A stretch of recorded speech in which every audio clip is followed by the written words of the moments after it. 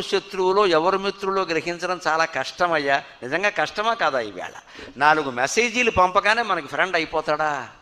ఇలా ఎప్పుడు మా అమ్మ కూడా అనలా, మా నాన్న కూడా అనలా. ఇంత అజ్ఞానం ఉండదమ్మ, వాడు అలా అంటాడు. ఇలాగ అబ్బాయిలు అమ్మాయిలు అందరూ మోసాల్లో పడుతున్నారు. వాళ్ళు ఎలక కథ నుంచి నేర్చుకోవాలి. ఎలకేం చెప్పిందంటే, నీ నుంచి నేను ప్రస్తుతం తప్పించుకోవచ్చే, నువ్వు నేను కలిసి తిరిగితే నీకు ఆకలి బాగా అయినప్పుడు నువ్వు ఒక దెబ్బ కొట్టడం నాయమయ్యా, నేను బతకను, ఇంకా నేను నీతో స్నేహించేయను, ఏమనుకోక. ఎవరు శత్రువులో ఎవరు మిత్రులో గ్రహించడం కష్టం. లోకం ఎలా ఉంటుంది అంటే, లోకంలో శత్రువులు ఎలా కొందరు శత్రువుల్లా కనిపిస్తారు కానీ మిత్రులు అవుతారు, కొందరు మిత్రుల్లా కనపడతారు కానీ శత్రువులు అవుతారు.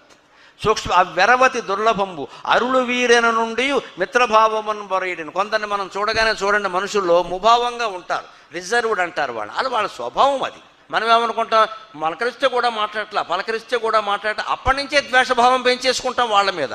అంత అవసరం లేదమ్మా అమ్మాయికి